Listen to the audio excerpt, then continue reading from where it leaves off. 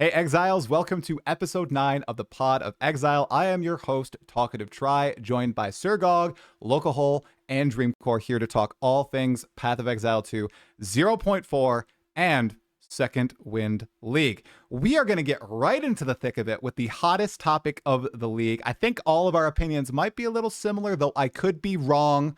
We're diving into the Holten saga, the great Holten tragedy. I mean, could we get a little bit of Lolcohol sultry voice here to introduce it? Maybe your Doriani voice? Holten. Holten.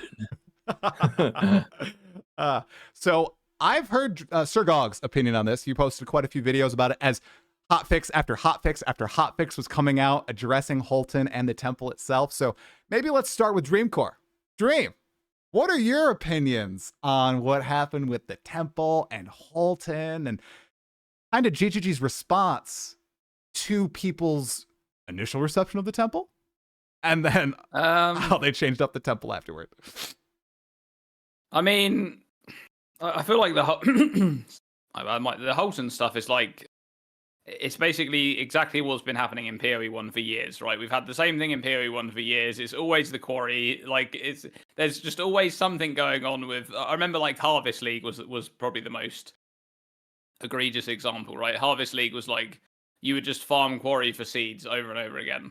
That was the original Harvest, where you actually had to set up your garden for those that have come and joined PoE 1 after. But yeah, I mean, this is the thing with these types of league mechanics. People always find the way to get to the end destination the fastest and the easiest. And in this case, it was just that. And, there was a lot of complaints about the temple early on because people didn't really fully understand the mechanic, and then they kind of buffed. I wonder what the temple would have felt like if people were able to fully experience like a fully built temple from the beginning. Like because it was like people were complaining about the temple and it being low loot and things like that, right? But they weren't really experiencing like the full temple. They were just kind of experiencing segments of it. I mean, my own personal experience with the temple, I'm sure we'll dive into this a little bit more later on in the podcast, but in the campaign, it was like, okay, you just got these extra mobs basically in the areas, and you occasionally drop like an Exalted Orb or something. I would say it was a step down from Abyss, like in general, because Abyss was really fun the previous league. Like, I would interact with Abyss in every area because it was actually fun to do, and it was rewarding on top.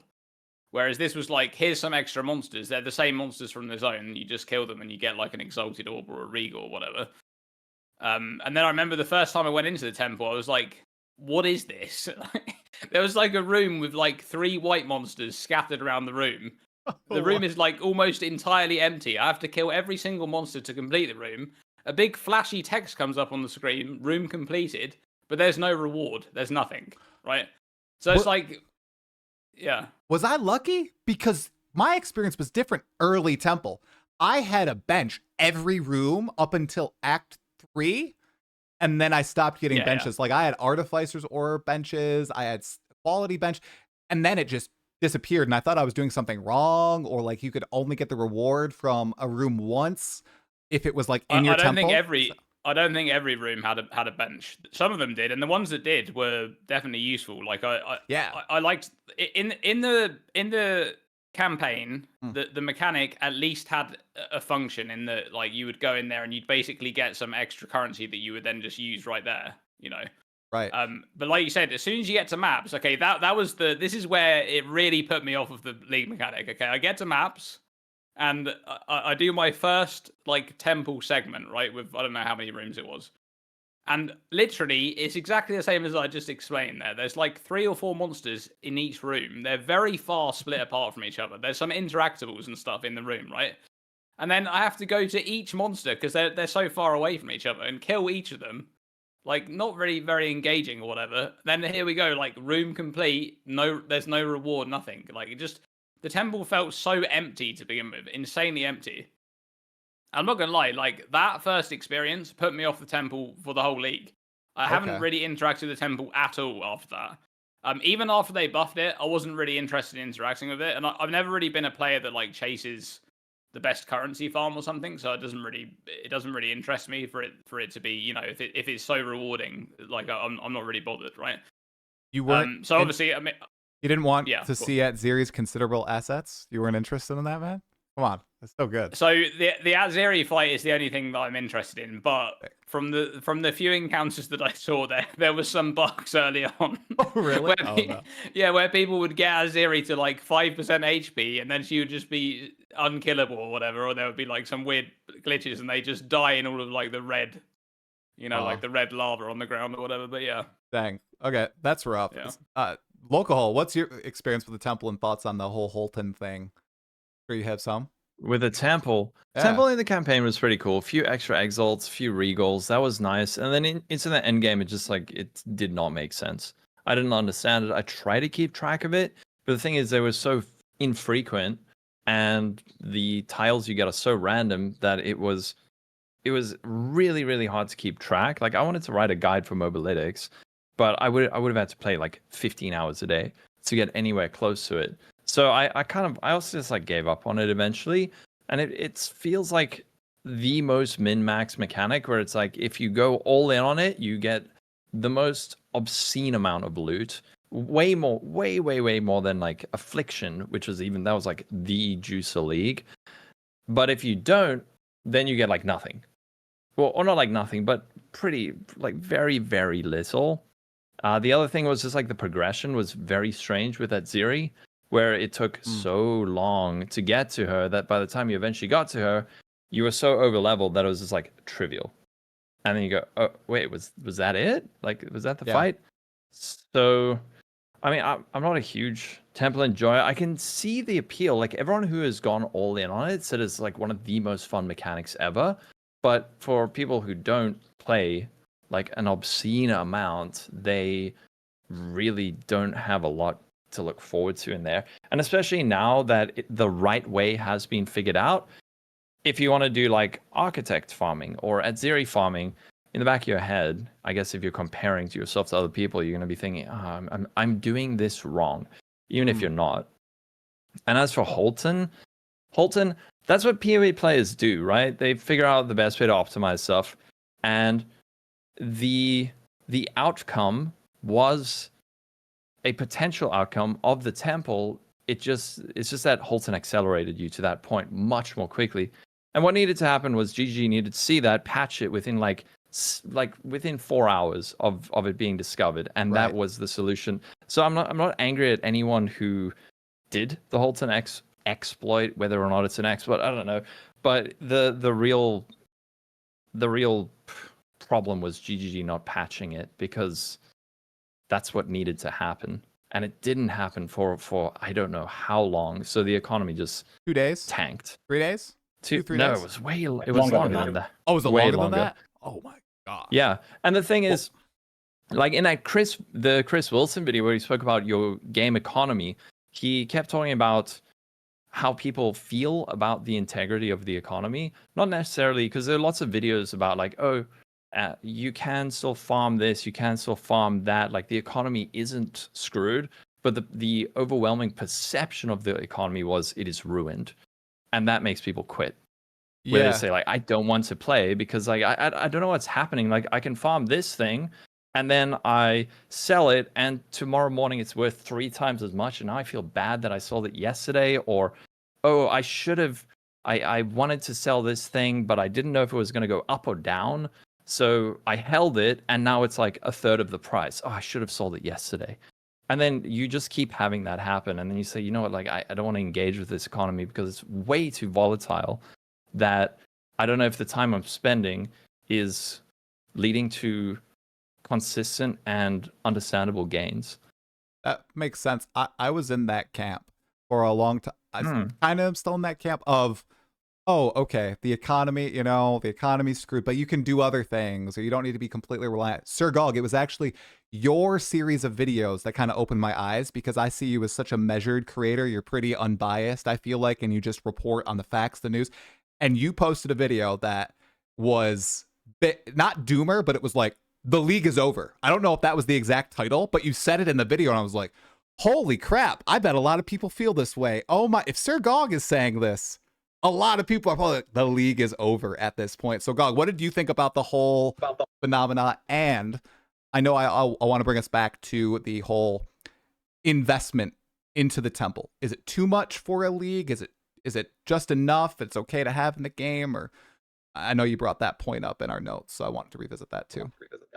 Yeah, so I think that slightly exaggerates what I said, but it's mostly true. Like the league, there's the integrity of the league economy. I think the perception of a fair league economy is gone for this league, particularly once they brought about all of the, just like the rules constantly changing, and they needed to change, but they needed to change faster. Let's start with what the actual problem was, and that is that there is fun gameplay exactly once in the first time that you participate in a broken economy. For me, this was Dark Shrine League in Path of Exile 1. For a lot of people watching this, it was Affliction League in Path of Exile 2. This is the reason you liked Path of Exile 1. This is the reason you liked Path of Exile 1's Affliction, and I thought it was a dumpster tier league. Absolute trash league, because I'd already had that experience once. And this is the reason you watching this probably thought Necropolis, which had more loot than Affliction did, was more of a giga-juicing league than Affliction was. This is the reason most of you probably thought that Necropolis was a bad league, but Affliction was a good one. Now, obviously, individual tastes will vary, and there's more to it than that. But I think that experience of a completely broken league economy is fun once. And most of us playing this have had that experience before, whether it be 324, 323, or Freesia over in Path of Exile 1, or whether it be Dark Shrine in my case, if you've played forever. Or and then there's other people who loved the Holten stuff because it was the first time they've ever played in such a league where there's just crazy inflation, but you feel like you're just making so many more steps forward than you ever have before. So anyways, that's why I think some people like this league a lot. This is definitely some people's favorite league ever in Path of Exile 2. And it's also why I thought that it was like one of the worst league experiences I've had. I think in terms of the mechanic itself, campaign first impressions were really good. That was the Act 1, 2, and 3 impressions. Act 4, there is a sharp drop-off. For those of you that are playing in Second Wind, I'm going to say tomorrow because my time it's tomorrow, but for you it's probably today. Those of you playing in Second Wind, do the Temple in Acts 1, 2, and 3 if you haven't before, but don't bother in Acts 4 and the interludes. It's just miles worse. And you really notice that it's those benches. They are everywhere in Acts 1, 2, and 3 in the Temple, but then in 4, they fall off. And then you get to Endgame and it feels like the Temple's really bad. But it actually mathematically might not have been all that bad. We don't know. It's not been tested. It's just that Grinding Gear Games did this panic buff, and that panic buff took place just before Christmas. And I think the real lesson out of this, honestly, is that second weekend of December league launches are as bad as Easter launches. They had an Easter launch for a couple of years in Path of Exile 1, and it works sometimes, it failed catastrophically on others. I think we've got to say that December weekend 2 is also a very dangerous weekend for them to launch, and they should go with weekend 1. Yeah, like what they would. Really, that's the biggest lesson. Yeah, I am hearing feedback from one of you guys. I don't know if any of you have speaker. I'm guessing it's you, Gog. I might hear myself from your microphone. Just wanted to call that out really quickly in case the feedback keeps coming. Yeah, it's only me. I'm just so loud. I'm sorry. On that point, Gog, so with the investment in this league too, I know it was kind of compared to like Heist or Delve setups, at least in the notes. Do you think that there's too much investment required right now? Do you think there's further balance, or do you think there's room in PoE 2 to have a mechanic where you got to put a lot of time into it to get that huge reward, as long as that instability still occurs, or the destabilization? So there's always that risk of your temple being bricked at some point, even if you're like farming the locks and everything. Do you think that's the risk is too low, or do you think it's in a good spot at this point after all the patches? I think that's one of those things where I feel like this setup is too much in this. And the level of setup that I think is appropriate, ultimately, I think the highest acceptable level of setup for a not the current league mechanic is what Heist was prior to the last buffs to Rogue XP in Path of Exile 1. So not everyone in your chat's going to be familiar with that. But essentially, you would need to do maybe 45 quick zones to be set up for Heist, to have all your rogues to maximum level. And those would be quicker zones than a Path of Exile 2 map. And that I felt was reasonable, but a lot of people disagreed. A lot of people thought that was too much. In Path of Exile 1, Delve, just getting to the point that Delve, I don't know what everyone else on the panel thinks, like maybe 500 depth is a good starting spot for Delve. And getting to that is a substantial amount of time. Oh, yeah. So that's like maybe 250 zones that you've got to run. Each zone's pretty quick.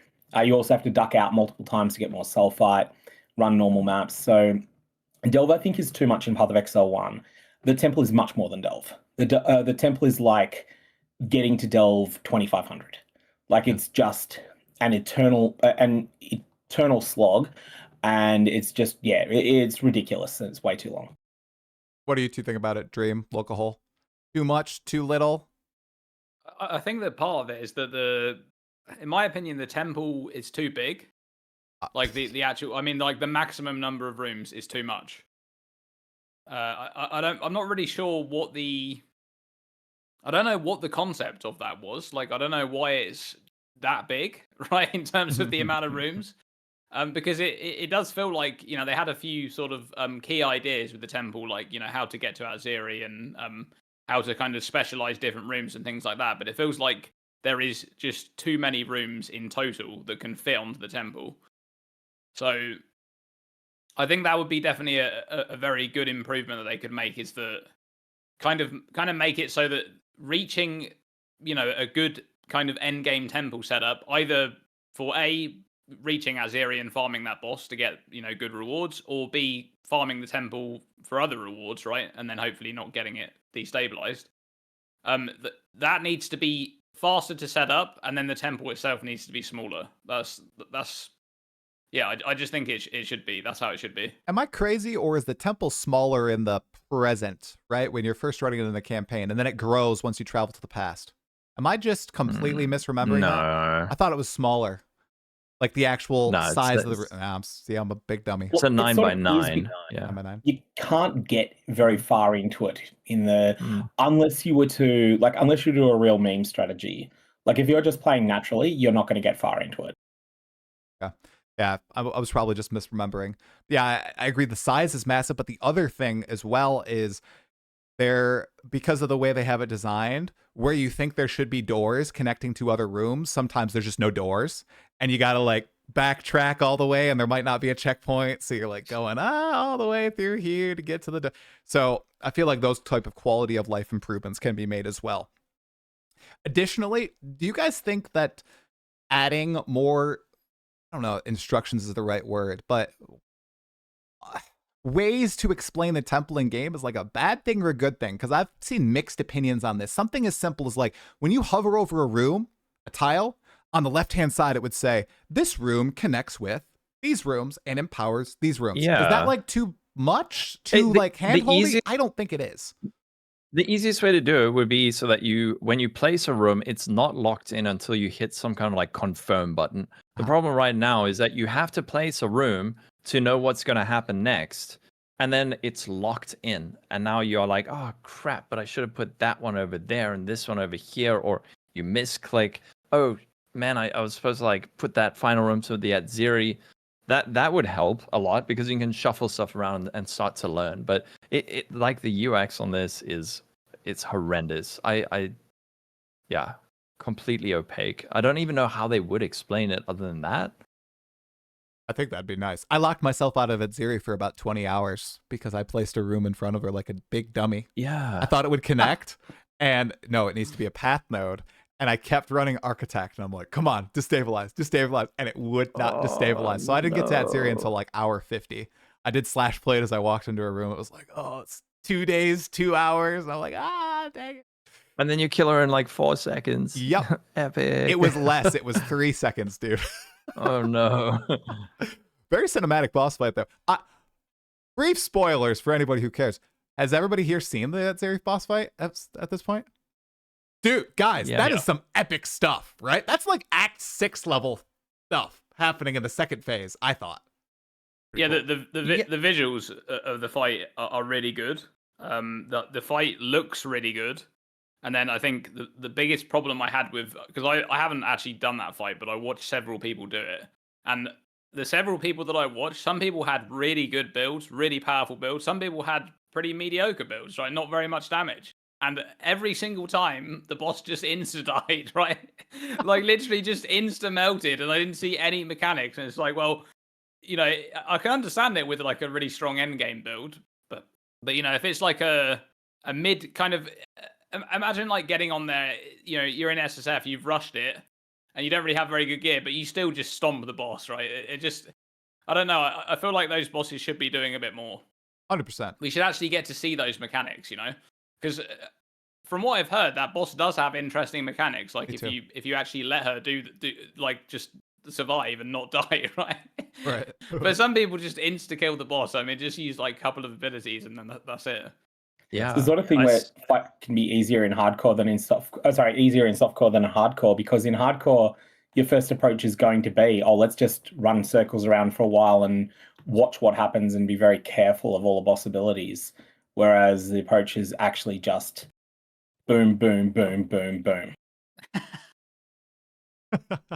It is crazy though. Like, I felt the same way, by the way, about Kudamak. Like, this was the exact same feeling that I had. Like, I went into the Kudamak fight last league, and I was like, you know, this is awesome. Like, the whole setting and everything is just epic.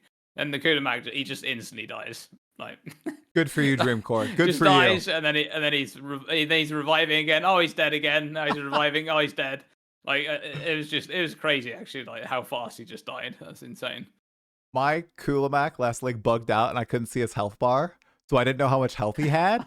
So I was being so careful, and I was trying to do all the mechanics and everything, and I think it extended the fight way longer than it needed to be because I just couldn't see how much health he had. So mine was super intense, especially on melee. Oh my gosh. Degens in that fight are crazy. Yeah, if you're doing it on melee, jeez, man. Ooh. There's a lot of stuff in the game like that, where it's just like, the solution, don't play melee. You think, oh, okay. That's not very fun. There's a lot of really punishing mechanics yeah. like that for melee. Yeah, I feel it on Bear a little bit, but it's nice that Bear blows up the screen massively. Yeah. So, before we talk about Bear, Druid, all that stuff, any other thoughts on the temple and anything related to it, you guys? For what it's worth, I do think that they're going to do a pretty big rework on the temple before it makes it to next league. Like, I think it's going to get quite a lot of work. Oh, you think so? Yeah, I think it's getting back. I hope they just take it out the game and work on the end game. Like, I don't give a shit about the temple. Dude, focus on the end game. I agree. I think the end you game's agree. more important. But it was the same in this league, though. I said that exact thing before this league launched. I was like, I wish we had the end game rework instead of the league, right? But the trouble is that they're treading that line where, like, some people only experience, like, the league mechanic and the campaign because that's all they play. They don't play the end game, right? Maybe they don't even reach the end of the campaign. So for those people, they wouldn't even play the league if the league didn't exist, right? Then obviously there's the Druid there, but some people just don't do. You know, they're not engaging with that. So that's kind of why might have happened there? Yeah. I reckon what's gone on is that 040 was slated to have both the endgame overhaul and the temple, and then the alpha testers found massive problems with the endgame overhaul. Possibly. The reason I say that is that I feel like if Grinding Games knew further in advance they were going to miss the endgame overhaul, they would have changed their messaging earlier about 040. That's a good point. I think it hurt them, Possibly, getting until 8 days before the league start to say, oh, by the way, the endgame overhaul's been missed. And I think they know enough about gamer sort of actions to say that if they had said 20 days out, look, we were working on a major endgame overhaul, but it's not going to get there, there would have been a lot of disappointment, but I think it would have been taken better than doing it 8 days late. So I reckon it was a late decision, and I reckon it was because of something really bad with the alpha testers. Like, the alpha testers have they ever done that though? Have they ever, like? I'm trying to remember a single example where they've done, because I feel like they don't want to kill the hype for their league, like, right before they announce it. They don't want to be like 1 week out from announcing it, there's no endgame update, and then, like, all the people who are thinking this is the only reason why I'm coming to play this patch, like, I'm not even going to tune into the reveal, right? So that I feel like they don't really want to do that. I understand what you're saying, but it's a pretty big risk as well for them to drop news like that a week before the reveal. Like, there's just no endgame update. It's going to be the same endgame again, right? Well, they would have put something. They could have put something small in that case. Like, it would have been not a complete endgame update, but they could have done something small at the last second. But anyways, it was my first thought of what might have happened there. I think the closest comparison there is them saying, oh, you know, this highly anticipated league mechanic that everyone wants to go core, it's not going core this league. And they've done that 2-3 weeks out before. I think they did that with like Harvest. They've done that with a few leagues in the past, you know, Ultimatum, Trial of the Ancestors. They do announce, hey, this beloved mechanic is not coming. But yeah, the end game thing is... It's a little bit different though, because I think in a lot of ways, like the league mechanic, especially these days, we kind of have quite a good grasp on what's going to go core and what's not, and what kind of state it's going to go in. Like quite a while ago, we didn't really know, right? Like if we go back to like pre 3.15, everything just went into the core game instantly, right? With no thought at all, and there was like giga power creep. Oh yeah. So these days we kind of think, well, like it was with the mercenaries, right? Loads of people were like, we want those to go into the core game, but I could see the writing on the wall. It's not happening, right? At least not yet. Until they've like figured out a good way for them to go core, then you know that's what they're doing. Okay, so the other big thing that does relate to the temple pretty directly is the entire market uproar that occurred in 0.4, especially when that Holten bug, unintentional use of game mechanics, whatever, was used. We saw the Divine Orb basically become worthless because it was being pumped into the economy, all these very valuable items, you know, 3, 4, 5x in price. It's something that I think happens eventually in leagues, but it's usually a month, 5 weeks, 6 weeks in. Happened way faster and to a much higher degree in this league. And of course, we are starting the second Wind private league today. 23,000 players right now as of recording. So if you want to hop into a fresh economy, we're going to do that. But I also want to get all of your thoughts on this massive currency influx. Is this unavoidable in PoE 2? Is there anything GGG should do to kind of step in? Is there other sinks needed for these currencies? Like, what's going on? Because like we talked about, perception really affects a lot of players in this game that play the game for the trade economy. They play to buy items off the economy. And if they're outpaced, they will quit or they'll be pissed, right? So is there any course of action here that GGG can take? Anybody? I was going to say one thing I think they needed to decide on is not doing December leagues. Like you can't say, oh, we want to have a December league because the player base is going to be at an all-time high, and then at the same time say, oh, we're all going to go on break at that time. Like, that doesn't work, especially with situations like this. Either there needs to be like a skeleton crew capable of balancing who stays behind and takes their holiday a month late, or they just must never do that because it like completely disrupted the integrity of the economy. And I know people say like, oh, it's not that bad, you can just farm other stuff, but again, about the perception. So but I don't think we've never had inflation like this. This is different. A lot of people, I've seen people saying on like Twitter and Reddit, oh, this happens all the time. Like we've always had mechanics like this. This is a massive outlier compared to the amount of currency that was being pumped into the economy was like an order of magnitude higher than even Affliction League, where you see people farming like thousands and thousands and thousands of divines a day.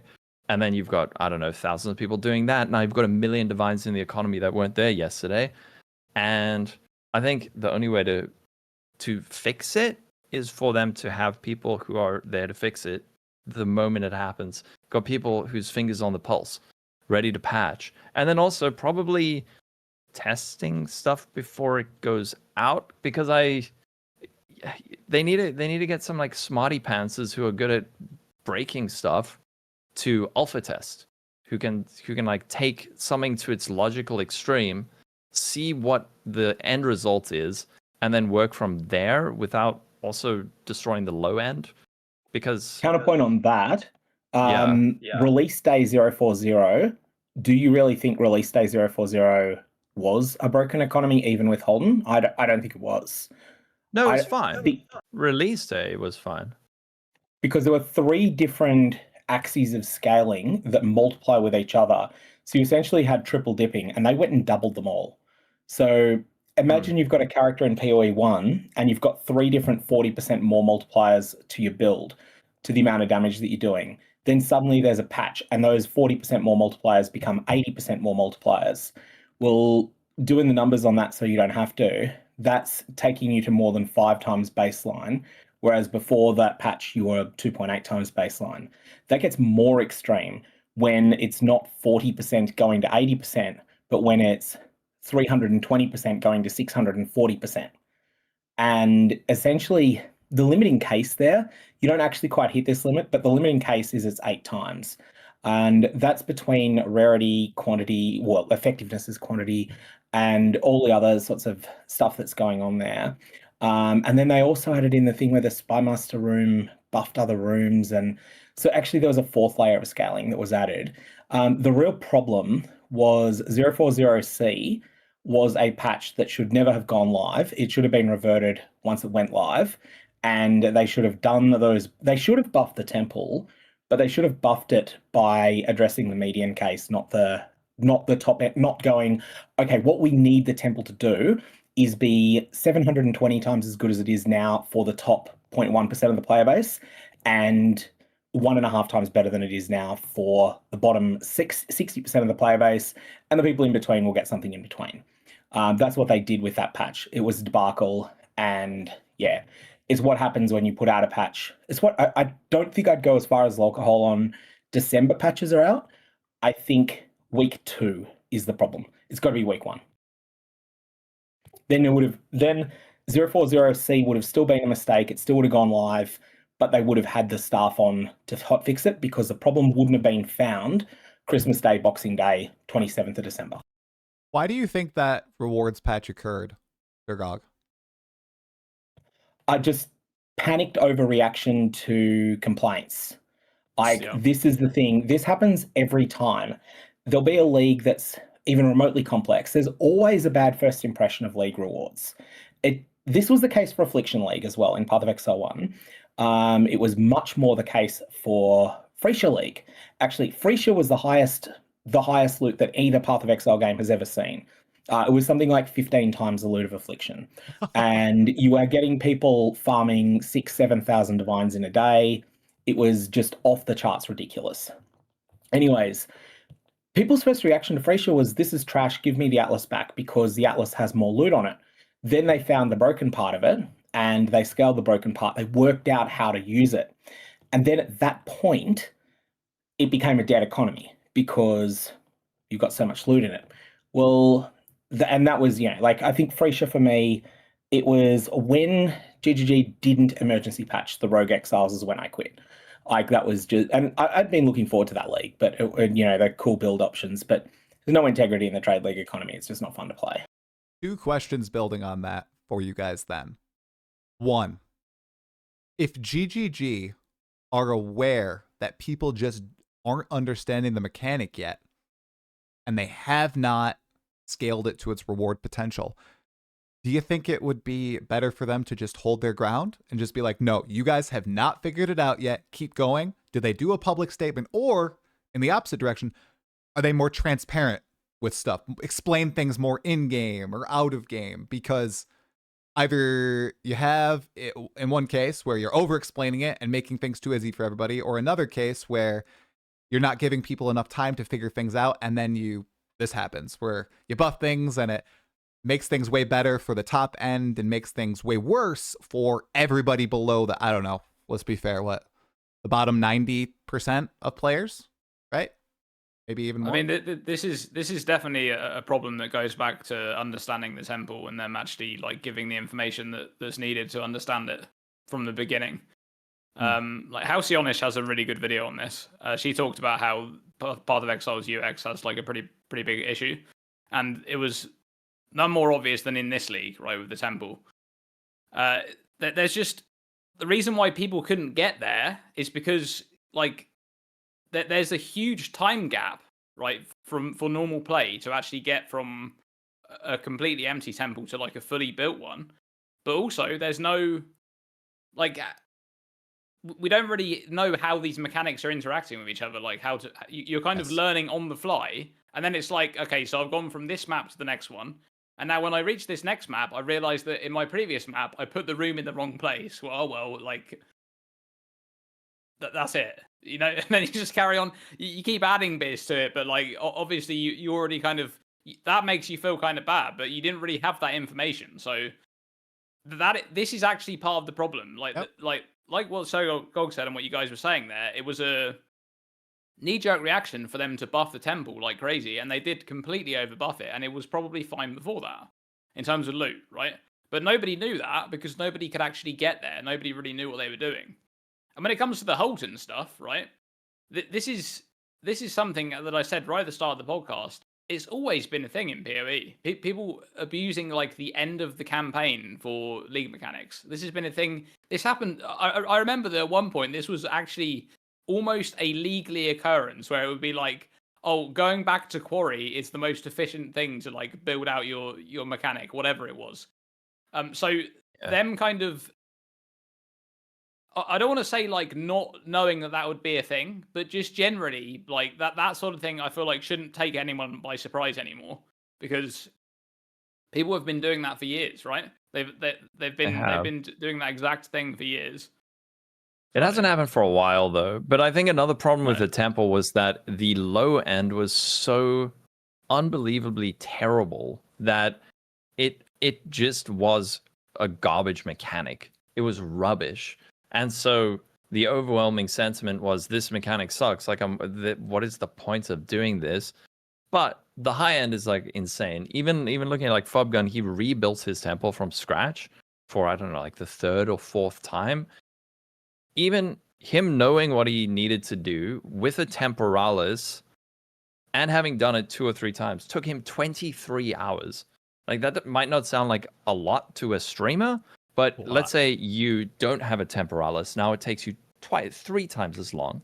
So now we're looking at 75 hours. You've never done it before. You're looking at a guide. That could be like 100 hours of playtime to build a temple. And you make a mistake in there and you lose 20 hours. Exactly. You make a mistake, you lose 20 hours. And the whole time, like, you're getting barely anything along the way. So there's very little incentive for a lot of people to even explore. We had people like Cute Dog who were really like chipping away at it, who made you. I was watching him, and when people were saying the mechanic's not rewarding, I thought, yeah, it's not, but I wonder if people are gonna figure it out. But I didn't think it was gonna be like that. And the problem is they could have buffed it in different ways, where it says like maybe you get a tier 3 room is a guaranteed perfect exalt or something like that. But instead they went for the multiplier route, which then caused chaos. And it's still, I mean, how in early maps is it worth doing still, or is it like a tipping point where it goes from being like complete rubbish to insane, or is there like a middle? I don't even know if there's a middle ground right now. I think there is a middle ground that's doing the architect. Yeah. Doing the architect, okay. From what I've heard, I heard a couple of people saying that they just kind of like jammed their temple together and they were getting between like 2 to 5 divines per temple. They were just running like casually, right? With no real with no interest in like pushing any kind of efficiency or whatever. They're just kind of. So that I think that to me that sounds the temple's still too big, by the way. Like that's still way too big, but I think that is kind of what they were going for, but they didn't foresee people just completely making like the absolute top efficiency method and just farming like ridiculous amount of divines per temple. They just didn't foresee that. But one thing that should be the case, like when you're designing a mechanic like this, you should be running the numbers on what is the mathematically perfect temple. You should be running the numbers on that, and you should have a clear indicator. And I think the other thing they need to do, and this is the biggest lesson out of this, but not just this, but also Temporalis duplication in 010, the currency strongbox exploit in 030. What they really need to do is have a number of alerts that are set up for certain suspicious amounts of currency generation that can then be investigated. For instance, the temple should not have gone live without a setting on it where every time 12 or more divine orbs drop within the same temple, an email is generated and sent to the most senior staff member that's online at the time. And then, okay, sure, you might decide that's fine, but at least you get that warning early. Back when it's happening to 6 players rather than when it's happening to 1,206 players, and when it's 12 rather than when it's 35 or 117 or whatever it ends up being. That's the sort of thing that should just be there as a warning. And the same thing can be done with any other mechanic, like even things that are generally pretty stable. I think Chris Wilson had at one point mentioned that he had an alert set up when mirrors were generated in PoE 1. And if anything really suspicious came, this is earlier on, like mirrors are only 1,000 times as rare as divines in PoE 1. So like there's a lot of them that drop every day now. But at the time, the game was slower. The play base was a factor of 10 smaller. Speed was probably a factor of 10 smaller. So, you might see, I don't know, 5 or 6 mirrors dropping in a release week. I could be wrong on that, but it might have even been 50. But it's not a problem if an email gets sent to Chris Wilson every time one drops. And that's something that could then be looked at. Nowadays, you'd have to say, if the same player has 2 mirrors of Kalandra drop for them, then an alert is generated and it's sent off once 10 players have had this happen to them in a day. Whatever the suspicious number is, you can run the numbers. GGG have the stats to do that. They have people that working for them that can program something like that and that can also run enough numbers to work out the details. Sirgog, you've solved the problem. They're all going to Chris's email right now. They have this, but they're all going to Chris. They're like going into the void right. It's a good idea. It's a good idea. They have the new data person too. Someone just mentioned her in the chat, Lilylicious. They should have, they should have all this data at their disposal. So, yeah, ideas like that, if they're not already implemented, I think are pretty great. We have stuff like that at work, like alerts constantly flung off to our email if anything goes amiss. Even if one lead that we generate goes to the wrong database or doesn't make a delivery, like I get an email instantly. One lead, and we get probably 2,000 to 2,300 leads a day. And I get notified if one goes wrong. So it doesn't happen that often, but it's still, it's just a minor thing. So I think that's a good idea. I think we're all kind of in agreement with what should happen to the temple. Like it needs to get smaller, top end brought down a little bit, more explanation in the game, better UX. And yeah, shout out to Holten. That was a really good video. I totally agree with all that. And anything else for the temple? For 0.5, because I think it's going core. One last thing. Yeah. One last thing about the temple is I think that Atziri's rewards were very good in this patch. I think that they could add some more rewards there, but they were very good. The spear was really good. I've seen some really interesting builds that people have made with it. The staff is fun too. The jewel is interesting. There's a lot of really interesting things. Body armor coming from the temple generally. The body armor is really cool as well. Yeah. So that is like a really good example of good rewards from a pinnacle pinnacle boss. So yeah, that's a good boss, a good loot from a boss. I think that is the precedent that I'd like to be set going forward for pinnacle bosses. Yeah. Because I think that it has been the case in some. I don't want to say this has always been the case, but it feels like, especially in PoE 1, this was for a while. They were kind of, here's like a really cool unique, and then they would like flood the rest of the uniques from that boss with like some garbage. Not necessarily garbage, but these items are barely ever used in builds because they're just not really that good, right? So they would have this like one really awesome drop that everyone would be target farming, and then like all the other ones, because they kind of did that thing a while back where the boss always drops a unique. They kind of have to make some of them be not that great, but yeah, I really think the Atziri drops were good. Items don't have to be not great. They can just be common and good. And I think the classic example here is the boots that drop in Path of Exile 1 from the regular Maven fight. Like this is one of the best items in the game for a popular build. It's not necessarily always used on optimized versions of that build, but it's very, very strong.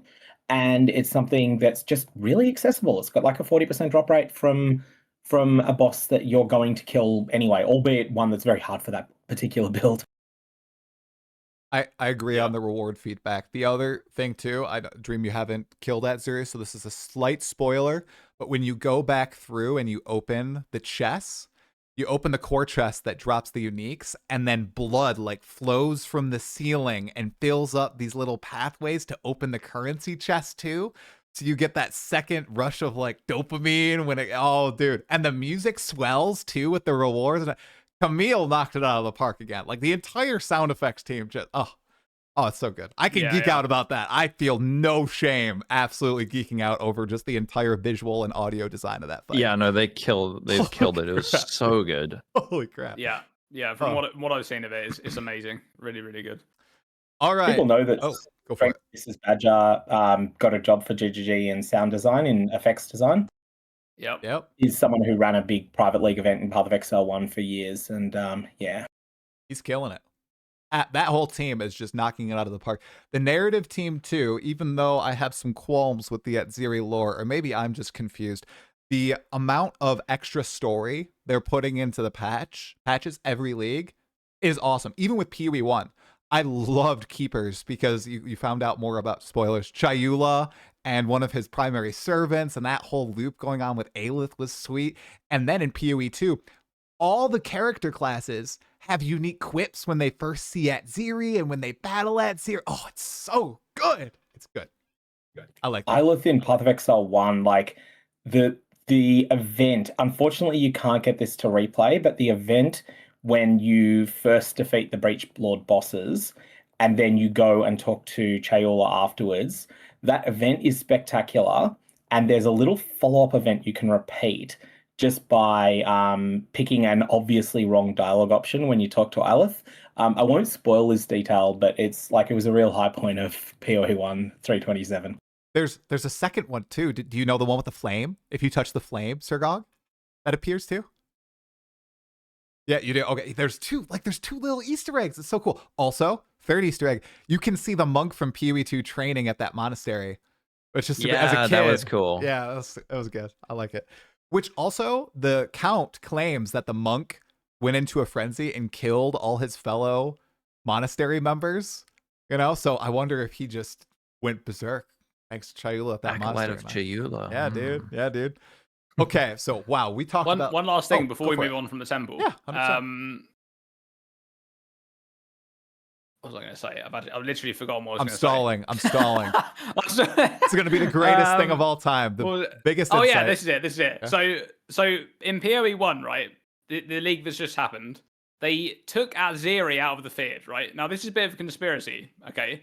But immediately, the PoE 2 league after, they've done this whole thing with Atziri, with a new Atziri boss fight. So I'm wondering whether it was always the intention for them to do like a rework on another old PoE 1 league for the next patch. And it's something to do with Atziri. And they're going to replace the Atziri fight, right? With like because why would they remove Atziri from the field? Like I ever since I saw that in the patch notes, I was like, first of all, I'm just going to say how it is. That was a huge downgrade to the field. Atziri was actually genuinely scary in the field, and then she was just removed. So yeah, I don't know what's going on with that. I wonder whether they're going to change. That's why they wanted to remove Atziri from the field, is because they didn't know how that boss was going to work in that arena, right? When they redesign it. Interesting thought. You're totally on point too about the downgrade. I did the Feared this league, and Atziri it's so much easier now. Dude, it's crazy. I always watched for all the Atziri moves, and the moment she spawned up, I was like, Atziri, you are dying right away. Like that, I was only looking for the slightly orange-red, circles on the ground. Dread is like a huge downgrade compared to Atziri. Like that boss is really not that difficult at all, and all of its mechanics are very telegraphed. Yeah. Atziri. What I like about Atziri is like in the Feared specifically, she forces you to move a lot, and it's like kind of awkward with the other mechanics that are happening. Yes. But yeah. Definitely. Anyway, go on. I just wanted to bring that up because it's possible that they're doing something with Atziri in PoE 1. Or they could do like a legacy boss fight. They're bringing in a new invitation with Atziri, Chayula, and what's his name? The old Beyond boss. What's his name? Oh, it's not Abaxoth. Yeah, they're bringing back Abaxoth, dude. I can't believe he's not in game. That is such a shame. I don't care that the graphics are cooler the new Beyond bosses. That legendary. Avexith is arguably like Avexith might be too hard to be a core progression. Like it's mechanically harder than the Uber Pinnacles. It's just that it's numerically was easier. Those bosses were wild, man. They were actually crazy. They were so crazy. Yeah, I always thought we were gonna get. Was so terrifying back in the day. I died so many times to those two, Abaxoth and the bow and arrow trap one. Oh my gosh. Oh yeah, Flashback. with the Vaal that they did. Yes, so many times. Hast was my nemesis out of them. Oh, okay. Mostly because he's way more common than Avexith. But there was this great Reddit thread that I remember that unfortunately hasn't gone down in history as remembered the way that Krangle did. But it was someone. So Beyond, just a bit of a background. Beyond was only available in hardcore at first. It was a league mechanic for hardcore, but there was a different league mechanic for softcore. And Hast was the thing that killed you most of the time. Like if you were someone who was pushing hard in that. And someone had this image that they posted to Reddit of them dying with 2 copies of Hast on screen. And okay, so that's not that rare. The thing is that they had the best caption of all time for it. 2 Hast. 2 Hast with. Oh, so good. Why is that not legendary? You gotta make a comeback. It's probably because he's disappeared. It should have been. It was so good. Dude, it's like the freaking. I'm sure you guys have to be aware of this meme. The guy who, during early access, during the first few weeks, was trying to post a PoE picture from his phone, but he accidentally posted a bunch of selfies too, and a picture of him holding like a lawnmower or like a rototiller up like this in the air. Dude, and now that is like a legendary PoE 2 meme. I mean, people talk bad about the PoE 2 subreddit, but that was a pure gem coming off that. And I laugh every time I see it. I'll have to post it. In the Second Wind League server, guys, let's talk about Second Wind for a second. Like we said, this league's economy was kind of upended. A lot of people really either experienced this directly or had that perception, you know. And this Second Wing private league that Lolcohol and Dead Rabbit, you guys had this awesome idea. We reached out, we kind of collaborated with Mobalytics. We thought it was going to be 2,000 players, 3,000 players. We'll have a couple bounties in. People will just, you know, chill together in this little community. The numbers right now, I'll read them and then we can talk. The Discord server has almost 4,000 people in it, and it started a week and a half ago. The private league has 24,000 players signed up to play. Insane. Lolcohol, dude, you're the guy who came up with the idea, I'm pretty sure. What do you feel about that? Yeah. What's been going on, man? It's just, I don't know what the hell happened. It just snowballed and just got bigger and bigger and bigger and bigger and bigger. Because we did something like this last league, but it was super, super small and casual with just me and Arrow, and there were like 200 people. So I was sort of thinking like, it'll sort of be like that again. A couple hundred people, maybe we'll get to like a couple thousand. But I think it was just the timing of the economy kind of collapsing, at least in people's minds. It felt like the economy died to me as well, because I invested in a whole lot of stuff before Christmas, came back and like lost dozens of divines. But so I don't know. I just sort of lost motivation. I thought, why don't we just do a fresh start? Which is sort of what I've every league been feeling like. Halfway a month into the league, been feeling like I want a fresh league start, because we've learned stuff. We've learned about the mechanic. The end game is not particularly in depth, and also there's not enough sinks in the game, so the economy just tends to like inflate and inflate and inflate. So I figured let's just go for it. Let's do it. And I chatted to Mobalytics about getting them on board, because I thought it'd be cool, get some backing. And yeah, here we are. I'm pretty sure. I think we might get to 30K. Dude, we will. Which I think we will, because we got like 5 hours to go, and it's going up so fast. And you can sign up post launch too, and it's lasted 50 days. You can. So it's because once people log on, they see their stream. Because we have, I think, 20 plus streamers, creators, big, small, medium, all participating. When they see everybody's restarting and this fresh economy, they're gonna want to pop in too. I think it's gonna be a lot more active than many people thought. I've never played a private league, never hosted, never played one. So this is my very first, unless you count Gauntlet. I played Act 1 in Gauntlet. That's it. But I've never done any other private league. So this is going to be an interesting experience. So it is, and there's so many people now that it might end up just feeling like a normal league. Whereas normally a private league, they tend to feel quite like insular and, super community focused. But with the Discord, like everyone is so chilled and excited and happy and ready for a league start. And I think there's going to be a lot of people just helping each other out, making friends, forming groups, and just doing whatever. We're going to have some snakers. We've Steel has confirmed that he is going to be snaking, not to ruin the economy, but just because he wants a fresh snake. And fresh snake is always good, Yeah. Good. The big thing now is just getting slots, which has been that has been a saga. Yeah. I will tell you. So before we talk about that, was there an intelligent, handsome, dashing individual who came up with the clever Second Wind name for the league? Lolcohol? It was Guitaraholic. It was just like perfect. We were discussing it in chat, and I was like thinking, Resurrection League, like Revival, and he was just like, what about Second Wind? I was like, that's it. You know when you know, right? It's like when you're naming your pet, and you're like, what about like like Sarah, no, Lucy. Yeah, and then you get everyone in the family is like, that's it. That's how it felt with Second Wind. And then we just went from there. Guitaraholic like whipped up a logo for us, which is it's a Second Wind gem icon. Like it's not AI, guys. It's a Second Wind gem in the game, with some like color stuff. Made the Guitaraholic did the Discord. This would have been complete mayhem without Guitaraholic, because we were expecting, like at most a couple thousand people. But Guitaraholic just like, he knows how to do the Discord. He knows how to manage a bunch of like feckless employees, I guess, which is us. But yeah, so now the big thing, I don't know if you want to get into the point debacle. We don't have to, but I will give a brief rundown, keeping it as spice-free as possible. So yeah, you guys, we have the private league, 24,000 players on signed up, okay? I think only like 17,000 slots, or maybe a little bit less than that, have been funded. Now, 14,000 or so of the slots were funded by the community.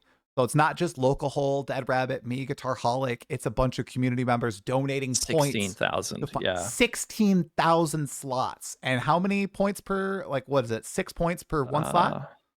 It's like 16,000 times. It's a lot. 0.6. It is almost $10,000. $10,000 donated. That is crazy. So the community support has been wild. Grinding Gear Games provided 2,000 slots when the league was at around 2,200, 2,300 signups. We didn't know. Was it like, was it higher? 4.5K. Yeah. 4.5K. Something like that. Yeah. So we have been trying to get GGG to respond, to maybe increase the number of slots they've allocated to us. We think this is going to happen, but at this point, the league starts in 5.5 hours. It is the middle of the night, New Zealand time. So if you are joining the league, if you would like to help crowdfund and you have some leftover points, do not spend money. But if you already spent money on supporter packs and you're not going to buy MTX, donate a few hundred slots, or a few hundred points, not slots. That's a lot of money. If you can, to ensure everybody gets in. I think that no matter what, like, we're really going to try to pump as many slots as possible. We might even do like a partner, like a sponsor for the event too. Yeah. And yeah. And I do think Grinding Gear Games is going to give us slots. However, it might not be until they wake up. So, because I got a message at 3 a.m., unfortunately. And it's... you're starting 5 a.m. there, local. Yeah, so I've spoken to sponsors. There is a chance they're going to come back to me. I think they said an hour before.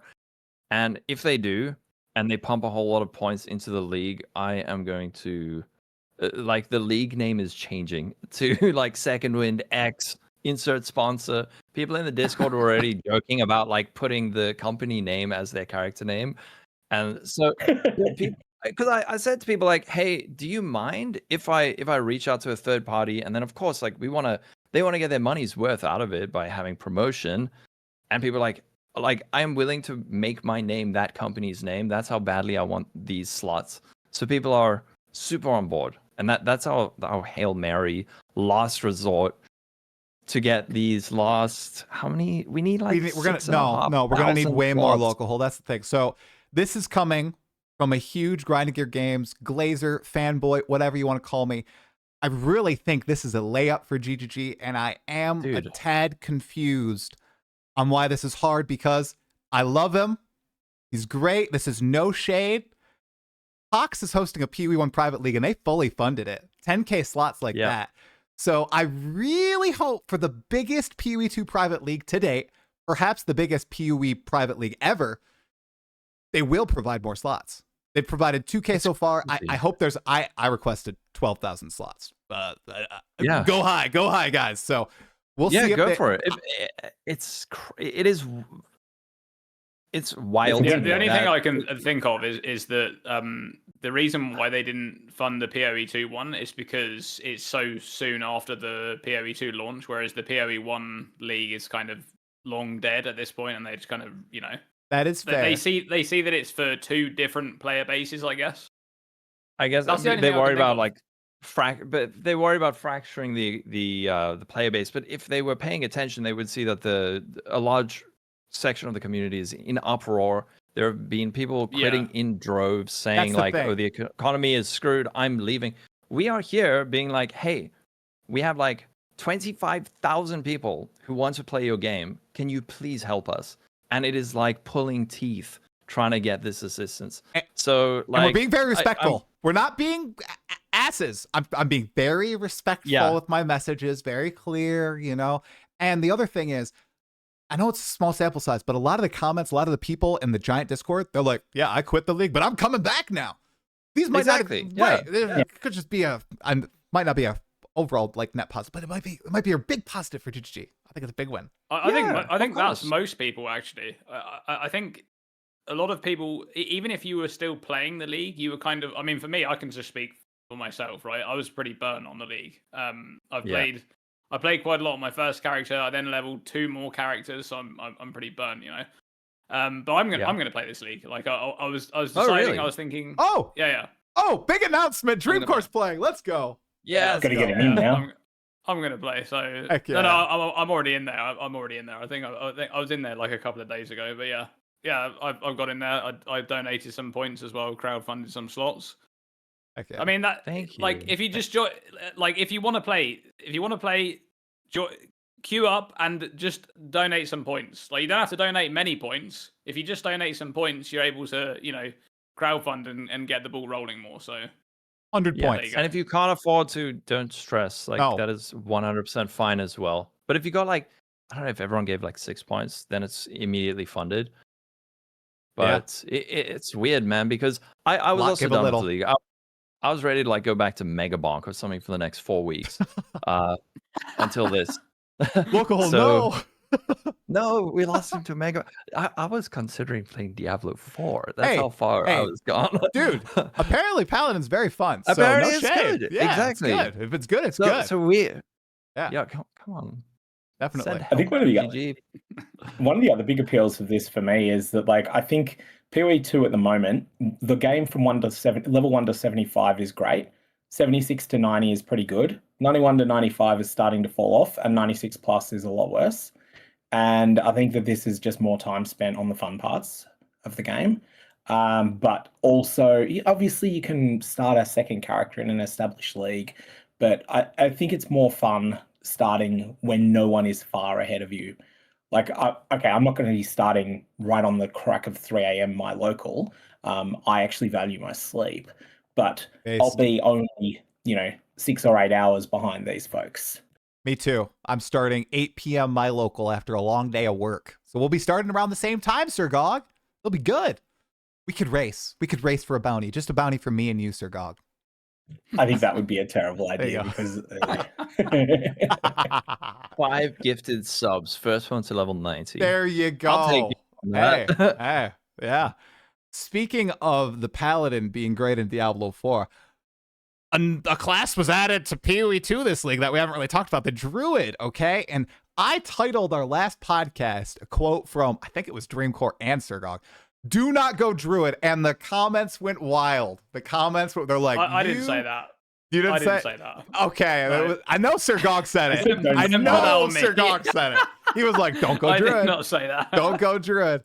And the comments were hilarious, but the reasoning was sound, Sirgog, and I think you were right in some scenarios. Like, don't go Druid. You can use Talisman, you can do this stuff, but there are other safer bets. But given now we have about a month of data, what do you guys think about the Druid, the Talismans? Do you think it was a W? Speaking for myself, before I throw it off to you guys, it is the most fun I've had in PoE 2. I quit the league for like 9 days, and then I came back and I spent my money, and I am now the highest level I've ever been in PoE 2. I have almost cleared my Atlas. I am so close to killing Uber Arbiter with my self-made bear using some tech of Dreamcore, because I watched your build video on bear, and I've been having a blast. I really love it. I have not played the other two forms, but just the Talisman, that side of the tree is cool. The Shaman Ascendancy, I thought was going to be garbage. It's actually lit. I love the bonded modifiers and all the options it opens up for those different routes. I don't know. It pleased me. It pleased me a lot. So what do you guys think about it? I know Dreamcore, you did Talismans on Warrior. That's kind of Druidy. What did you think about it?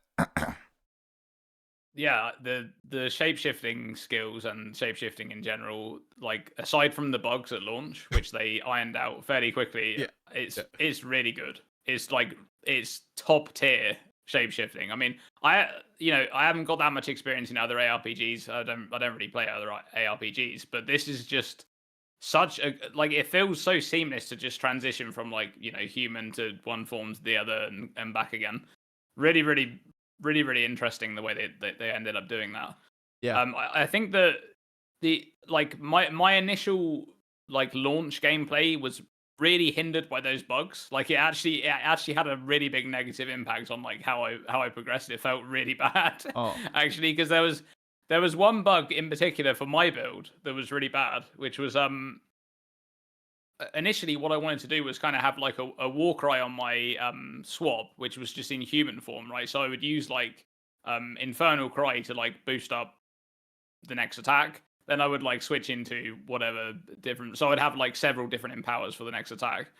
And one of the bugs was that your war cry speed wouldn't apply if you were switching forms at that time. So if you were going from human to bear and using Ferocious Roar, right, your war cry speed wouldn't apply.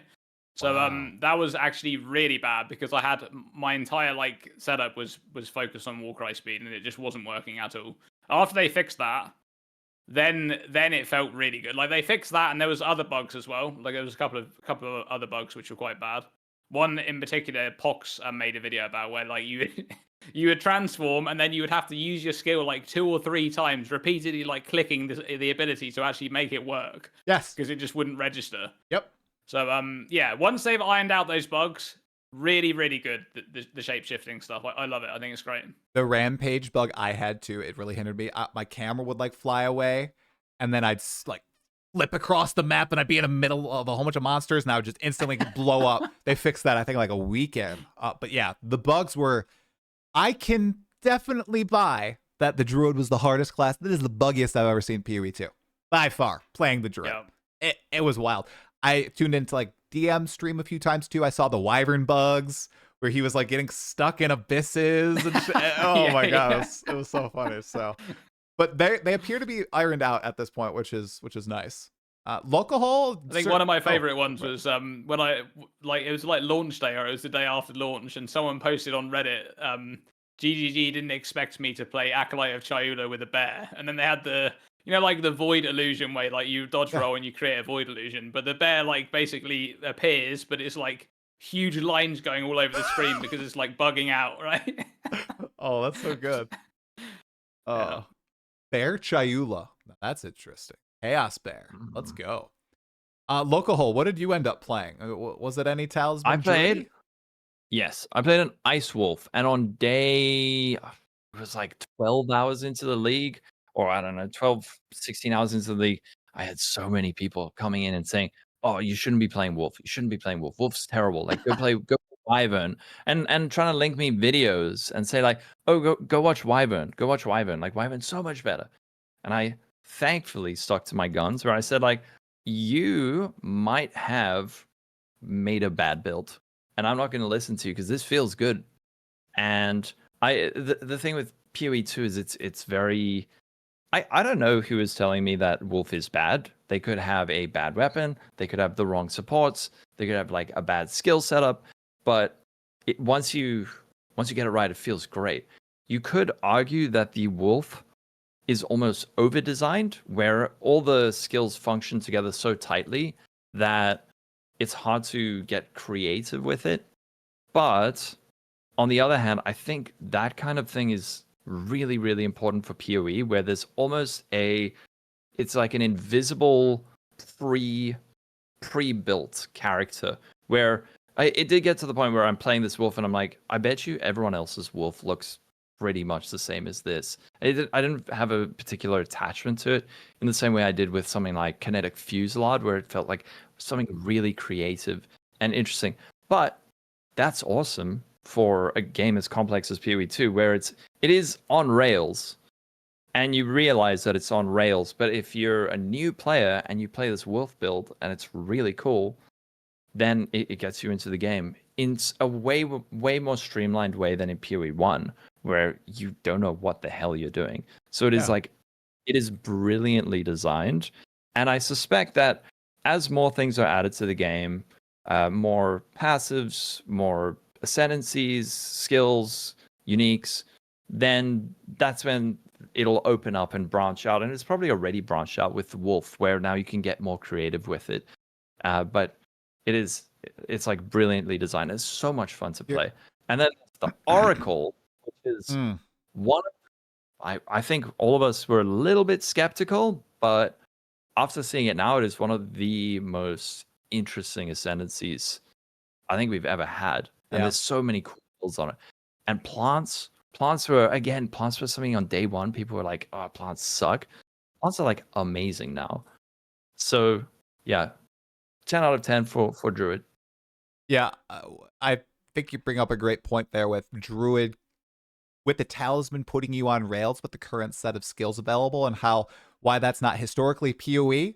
It's still nice to have in the game. I think it's why I've been able to put together a pretty strong build, because more so than any other archetype in PoE, everything is kind of laid out for you. There's a few different parts you can move around. There's some optimizations to make, like the Cocaine Bear that I saw from Mathel with the reverse chill tech and everything. Like, you can do some crazy stuff, but the baseline is also very powerful, and everything meshes together very well. It's actually a combo based, and you're rewarded for comboing skills together.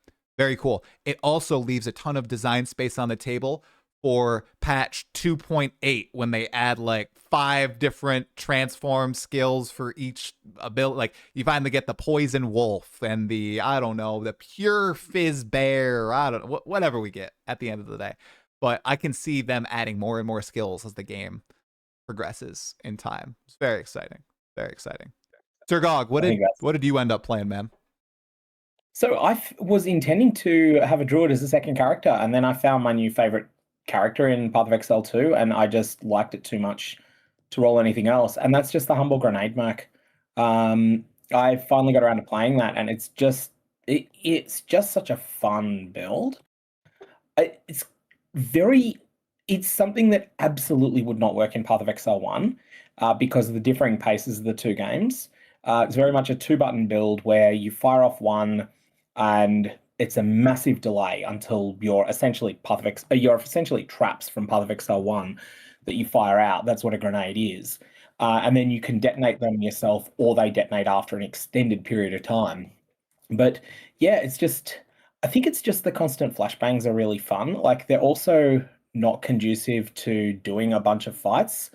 Like, Arbiter has never been harder, because the amount of garbage that you put on the floor means that you just cannot see. You cannot see things. Right. Oh, dude, that is every build in this game. Like, I had a comment on my build guide for the bear, which was like, you didn't mention the fact that there's like terrible visual clarity in the downsides for the build, and I was like, that is every build in PoE 2. Nobody needs to mention that. Every single build in PoE 2, you literally cannot see anything on the ground. Like, this is, I mean, I feel like the ship's already sailed. The game is not even released, and it is literally impossible to see anything. I think it's a step up. Like when I've got a reasonably powerful PC, and when my PC is screaming at me because of oil grenades going off at the same time as detonating explosive grenades, my PC, I can tell, like it's summer here, and it's like I've got an 850 watt heater at my feet every time that I use more than one volley of oil grenades. It's absolutely crazy, but it looks so funny. It just looks so funny. Yeah, it's so fun. Nades. Dude, if you haven't played Nades, you must give it a shot. I've been trying to like shill Nades since launch, and I've said if Gun played Nades instead of lightning arrow, Nades would be the lightning arrow of PoE 2. Of the, like for the last 3 leagues where it was like, oh, you're playing lightning arrow again. Like it's so overpowered. It's like that tier where if it had been pushed by the right person, people would have. It feels like only a lot of people are getting on Nades now. I don't know if I'm mistaken. A lot of people have been playing them for a while, but the real power of them seems to finally be getting highlighted. Yeah. It was the top day 1 build for this league, but it was only day 1. Even by day 2, it was no longer the top build on PoE Ninja, and I think it's fallen off a lot since. But basically, if the idea of a pyrotechnics master projectile vomiting onto your screen sounds like fun, then play grenades just for that. So like fun. even if they weren't powerful. Yeah. Grenades are amazing. There's so many different ways you can play them as well. Like I played the gas grenade Pathfinder last league. That was really good. That's still really good now. You can play gas grenade on like 4 or 5 different classes, and all of those builds are really good. And then just general grenade gameplay is very strong. Like also it's strong from the very beginning of the game as well. Like what I really like about grenades is that you can play as your like main build from the beginning. Like you just all the time you just get some grenades. There you go. You're firing off tons of grenades. Then you just like constantly add grenades as you level up. You just add grenades to the build. You're just firing off tons of grenades. From rank 3 gems, I think you can play them. It's just explosive without the ability to detonate it is pretty bad. But once you get flash grenade, I think you can be a grenades expert from then onwards. And the other thing that's really noticeable, it gets more from the passive tree than any other build in the game. Yeah, on Merc, you can get like 95% cooldown reduction by level 17 or something, which just feels insane. It's so good. +1 projectile, which is... And +1 proj. That node has a drawback, and the drawback is serious, but the upside is equivalent to an ascendancy point. Yeah, and you just use explosive shot. You use explosive shot from level 22, and it's fine. You work around it. Yeah, it is a genuine drawback, but it's a workable drawback, and it's a full ascendancy power. It's a full ascendancy point of upside with a drawback that you can live with. A drawback that is solved in like halfway through Act 2. Oh no! So, it's still a live drawback. I think that because you are forced to take the second action, or you don't have as much agency to not take the second action. So it is a slow action to fire off, and especially until you get rank 5 support gems, it's like you've got to reload every time you fire. Yeah. So it's a real drawback, but it's a very manageable one.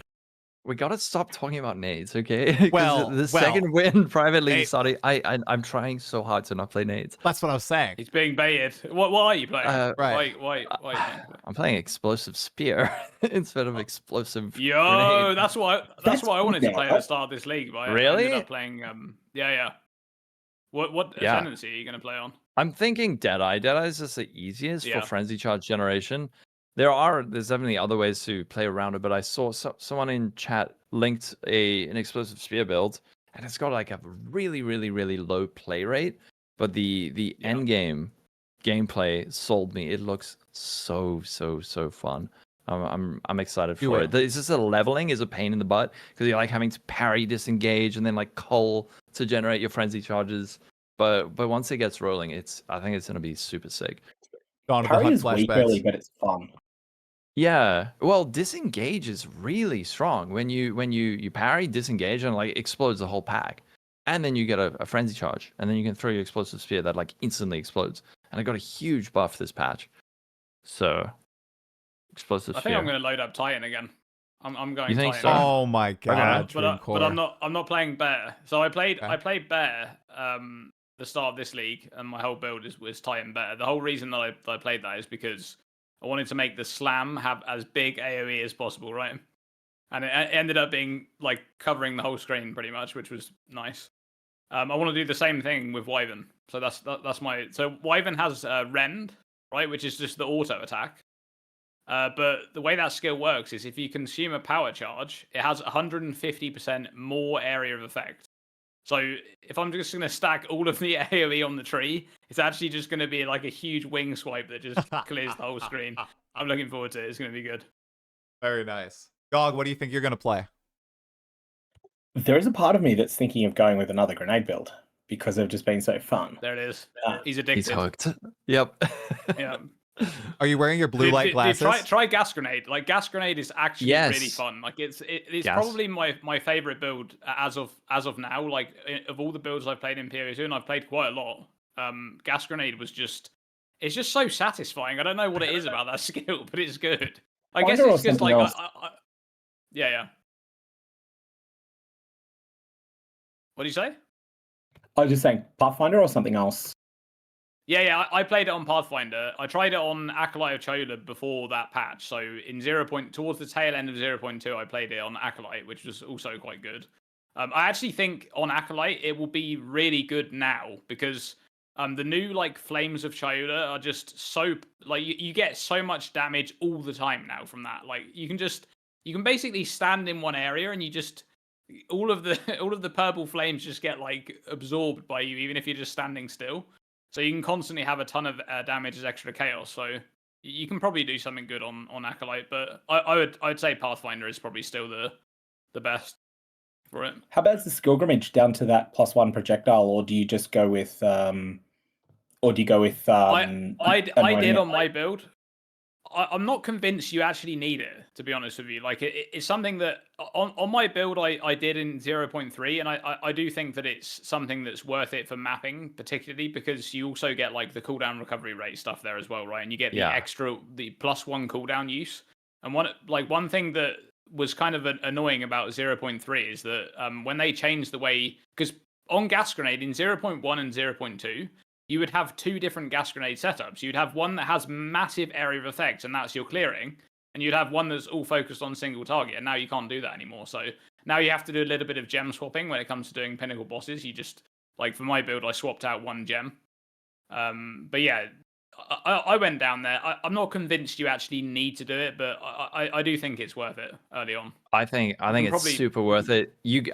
On my build, you get right at level 22, so you hit that and you get explosive shot at the same time, and then it's like pair that with a bombard cannon, bombard crossbow at level 33, and then you can even drop scatter shot and then get another support, and it's just like it absolutely blasts. It's so the other thing is like for gas grenade is that in this patch Pathfinder now gets double poisons in the first ascension, which is actually just massive. Like that is such a huge change, because before in Act 3 is when you would switch to like a full poison setup, and now you can essentially do it straight away, I think. So I'm not sure. I would have to play it. I haven't played it this patch, so I don't know how that's going to feel. Part of the reason why I didn't do it this patch is because Fubgun was playing poison, and I knew that also he used the gloves. I can't remember what they're called. The gloves that make elemental damage poison. That I used that in my build, so I knew that they were going to be expensive, which is why I didn't want to do it this patch.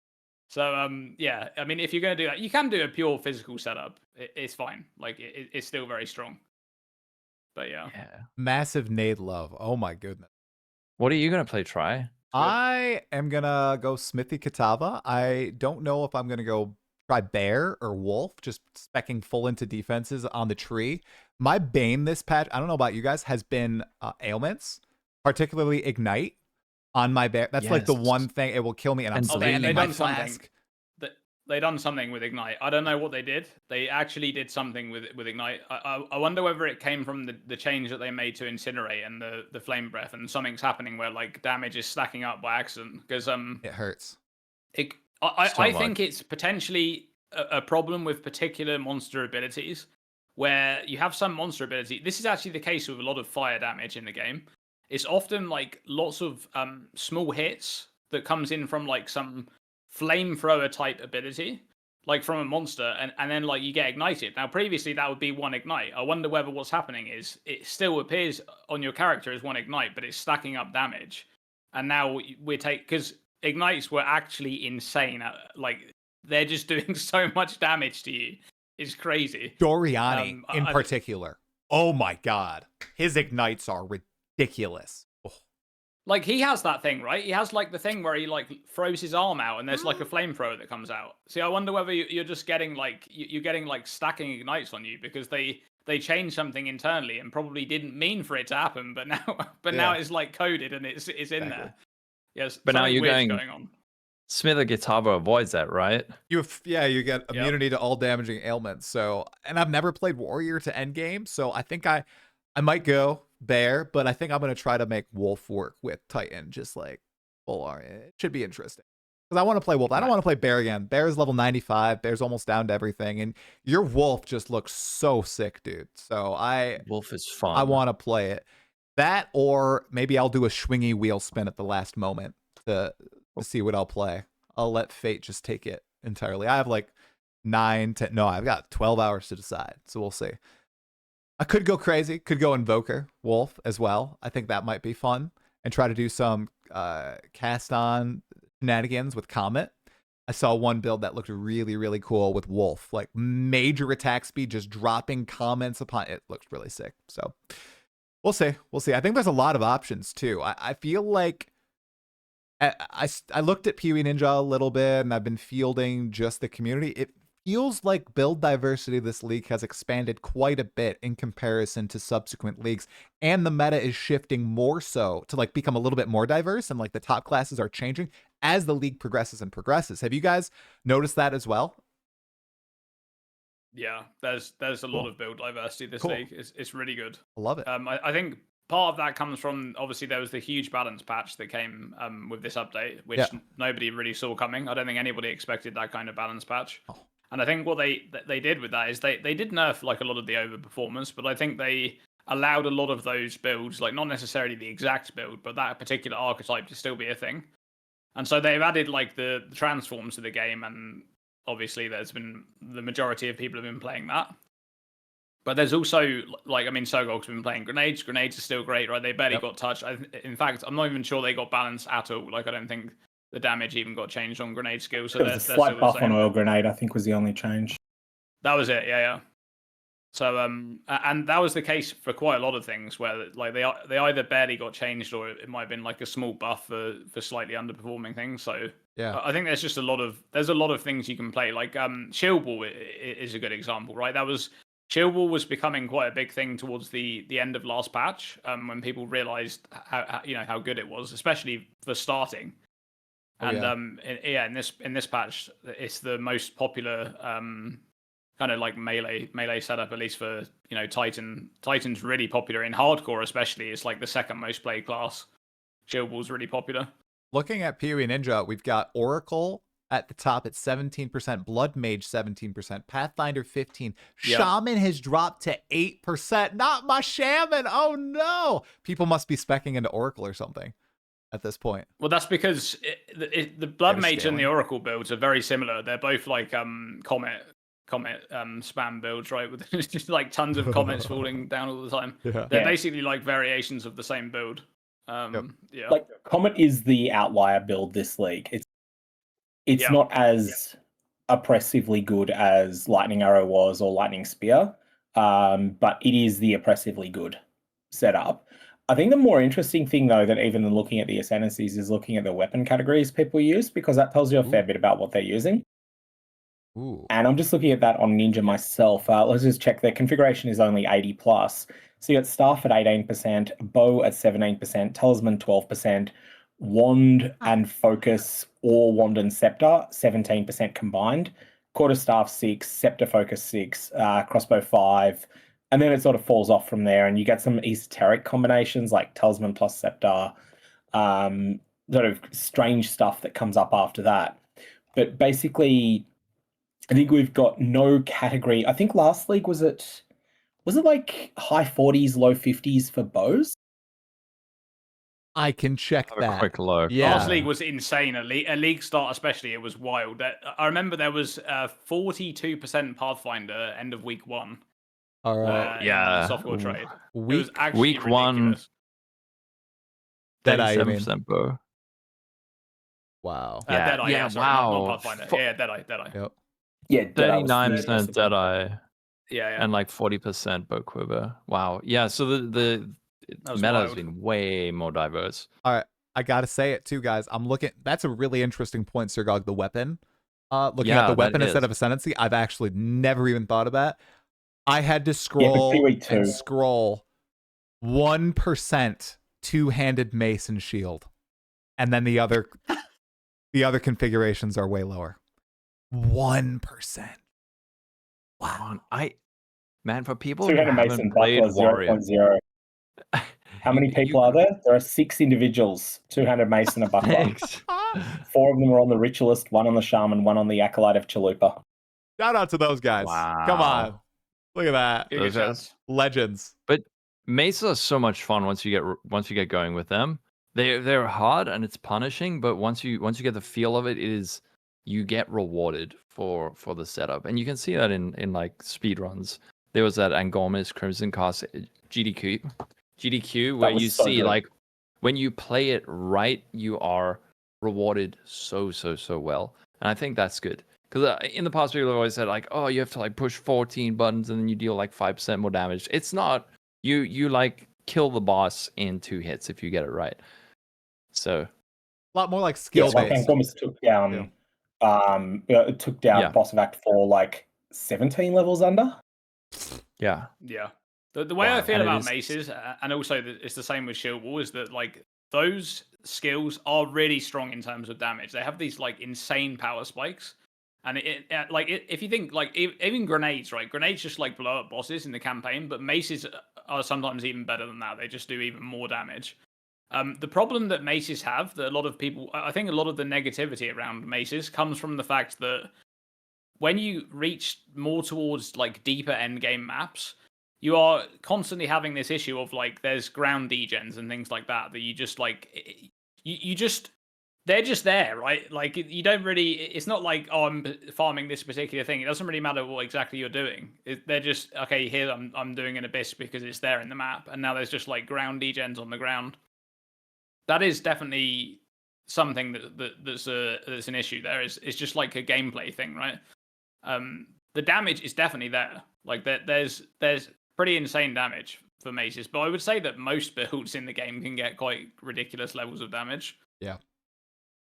But yeah, it's definitely as people are saying, like it's a speed thing, but that's like part of the issue, right? If you're slow, then you're stuck in those ground degens for longer. That leads to like irritating deaths, and yeah, it's just. I'll say it. I feel like the bear is kind of how maces should be. The bear feels really good. You have these tools to move out of the ground degens. It doesn't feel too fast. It feels weighty. I wonder if they're up for kind of a redesign in some of the way the mace skills work. Can you imagine? I had actually a lot of people. Yeah. I had a lot of people saying like for the build guide, and in the videos where I was doing the updates, that basically bear to them felt like mace but better. Can you imagine? Right. Stampede, the mace run up, instead of it being boom, and it's kind of clunky. What if you could steer, like kind of like the bear's rampage?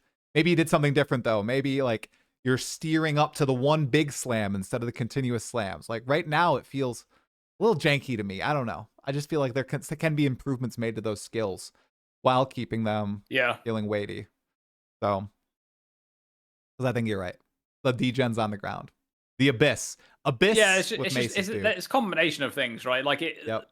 There's this thing where maces kind of feel like they were designed for an older version of PoE 2. I don't know if you guys feel this way, but like PoE 2 has advanced quite a bit in terms of like the speed of the game. Abyss is evident of that. And like Mace feels like it was designed for a version of PoE 2 that was like 3 years in the past, where they were showing us those like previews and it was much slower. That's just Mark. Maybe the numbers on it are wrong now, like the attack time numbers.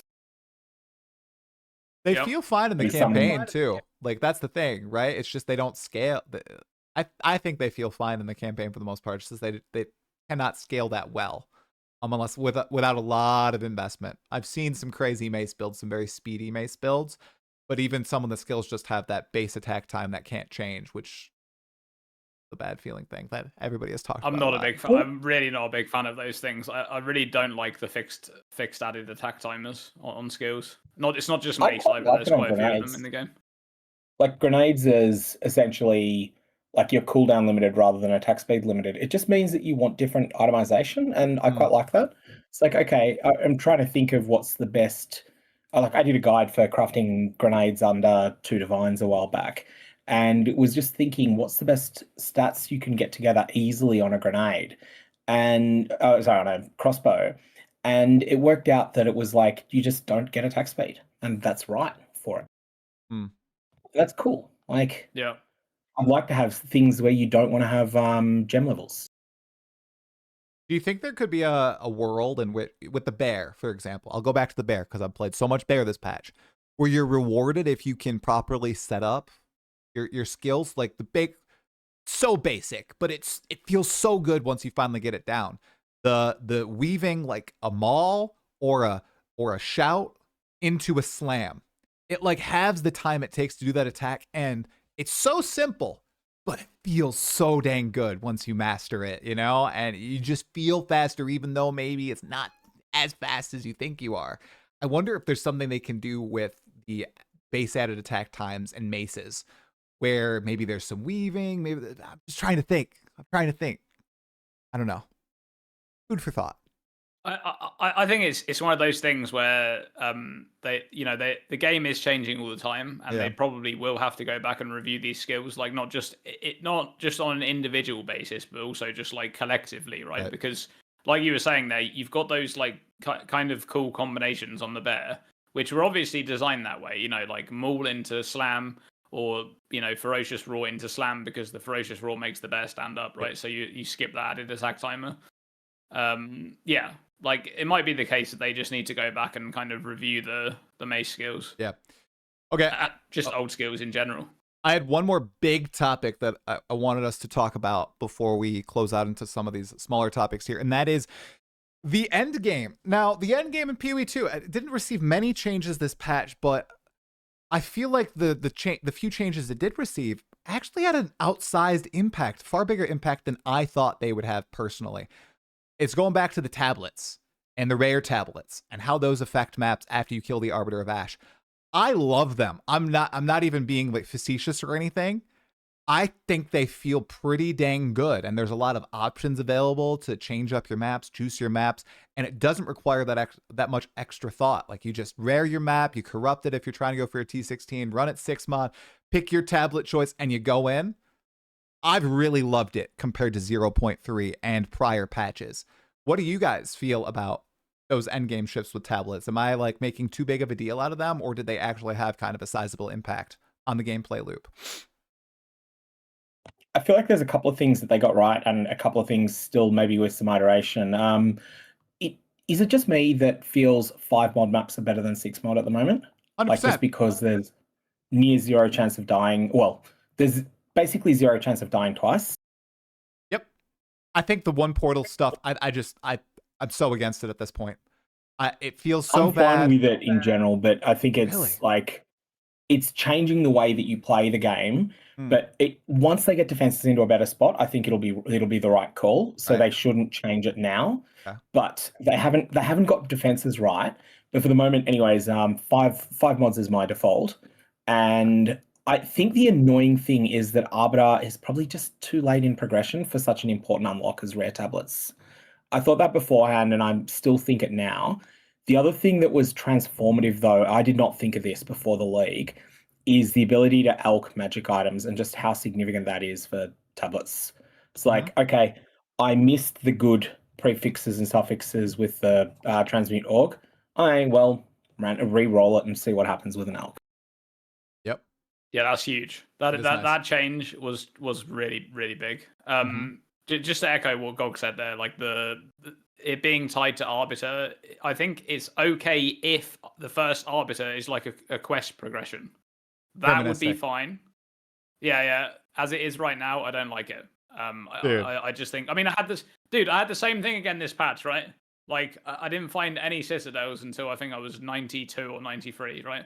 Like, that is just 4 clusters, 2 screens away from spawn of Citadels for me. I was just like, yeah, that's crazy. That's crazy, yeah. I think it should like, be just so it wasn't quite as bad. Atlas pinnacles. What was that? I think it should be when you've done any one Atlas pinnacle, whether it be Olroth, whether it be Zesht, whether it be Arbiter, whichever one you want to do first. That could be fine. Yeah, that could work as well. Yeah. So you just attach it basically to like you just headhunt a boss and then you get the upgrade. Like, yeah, that would be fine. I don't know. They're so easy to get now. I think that first one, is so easy to get with being able to spec into each and them like appearing on every map. You don't think if they make a deterministic path to Arbiter, I think that'd be like a good medium goal, right? As long as it's determined or whatever pinnacle they add. Because I feel like those ones with the fragments, like 50 breach splinters, bam. 50 root ritual splinters, bam. That's very fast. I don't know. Yeah, I'm currently in. I'm trying to save our league. You guys keep talking. I'm chatting with the sponsors. I'm chatting with the sponsors. Okay. It's okay. So you guys keep going. If I seem like tuned out, I am. Okay. We'll make it happen. Sounds good. So one of the other things that was obviously a big deal this patch that a lot of people hadn't experienced up to this point was the changes they made, in 0.3 there with like towers and stuff. So that I do think that generally was just really nice. Like reaching the end game and playing the end game from scratch with the whole like tablets going onto maps like a bit like Scarabs in PoE 1. It immediately felt better from the start. Like I've got to say the general gameplay in the end game in PoE 2 just feels better this patch. Even without them making like the big changes, it does just feel better. And there's like we were just talking about there's definitely some things to iron out. I would really appreciate if like that upgrade to tablets where you can make them rare comes from a more deterministic thing in the end game. But yeah, this patch especially felt better from the beginning in the end game. Yep. Every map has a boss. I love that too. Yeah, exactly. That's another thing that's nice. These are the 031 changes, and I think 031 was an outstanding patch. It wasn't the endgame solution, but it was getting the endgame from sort of 6 out of 10 state to a 7.5 out of 10 state, and that's fine. And the other thing is that this is the first time to experience 031 without legacy tablets being a thing. True. The double juicing. Yep. Yeah, that was pretty crazy. Yeah. But I mean, I do think generally it felt a lot better because you took a lot of those like weird things out of the game. Like for me especially, like I know that a lot of people were interacting with the whole like setup of maps. You would desecrate your map and then you would distill the map and there's all that stuff going on. Personally, I wasn't really that bothered about that. The thing that mattered to me more was the towers, like the tower change. And I think that's been really nice because now it feels like I go for a tower because I want to see more of the Atlas, right? And that really felt like that's how it should have always been. Yep. Nice scouting opportunity. I've been telling my friends like I'm scared for 0.5 because they have me hooked. They have me addicted now, and they're like, "Endgame, it's gonna go crazy." And I'm thinking all these scenarios where they act new bosses. The Atlas tree is so cool. The progression's.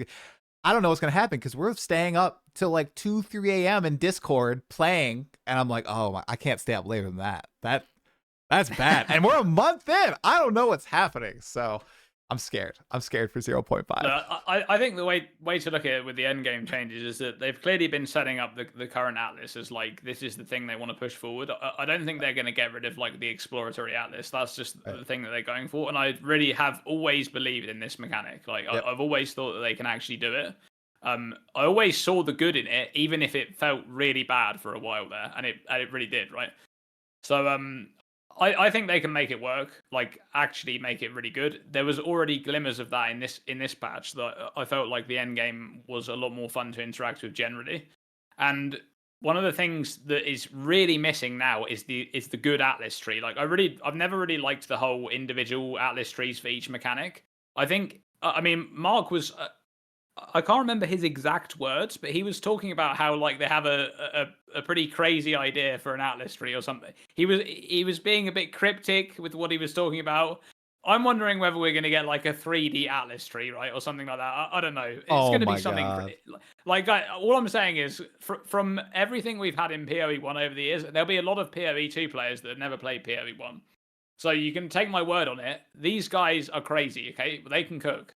Okay, there might be something crazy coming for the endgame patch. It might be absolutely ridiculous, like in terms of but the core of the game, like the whole exploring the atlas, I think that's going to stay. I agree. I think it's just the atlas tree stuff is what's really really bland right now. So that is something they really need to address, and I think that's going to be the main focus of like the endgame update.